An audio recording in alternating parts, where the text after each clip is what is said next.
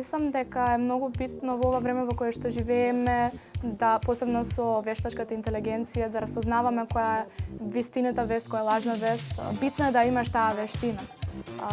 Многу ми се допаѓа играта и топло ме препорачувам на секој да проба и во училиште и надвор од него.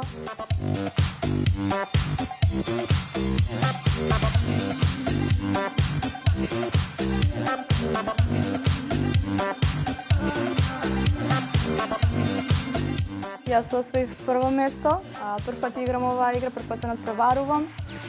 Споменот многу убаво секако и дефинитивно би дошла и следната година.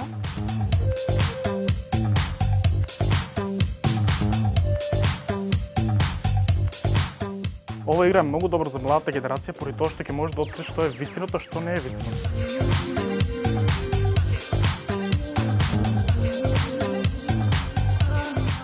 Мило ми е дека постои играва, бидејќи навистина ни е потребна. Мене ме научи да пазам на повеќе детали од што сум пазала претходно. Например, јас често сајтот самиот URL не го гледав.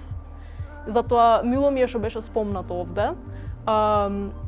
И мислам дека играва е навистина многу добра, бидејќи може секој, дали е возрасен или мало дете да ја игра, и сите нешто важно ќе научат од неа. И има практика, се користи во секојдневниот живот.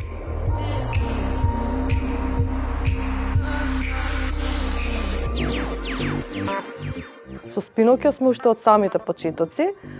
Израснавме заедно со Пинокио и е пред се интересна игра, интерактивна игра, забавна име на учениците, може да се користи на секој од часовите, не мора да е тоа предметот македонски јазик и литература, туку буквално на секој час.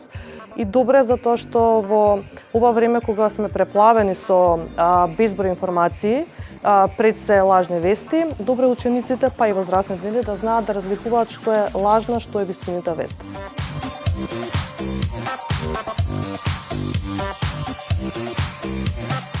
Ние како училиште и јас како професор сме навистина задоволни од начинот на кој играта е изработена. Суштински затоа што зборува токму баш за препознавање на медиумските манипулации, препознавање на дезинформации, препознавање на фактоиди, препознавање на фейк ньюс, препознавање на сите облици на медиумско спинување, и децата во оваа возраст навистина, бидејќи се бомбардирани со тој огромен медиумски свет, полно има најразличен тип на комуникацијски шум меѓу нив, и оваа игра, часевите и сите овие работи кои што им помагаат да се пронајдат и да се снајдат убаво во овој свет се навистина потребни.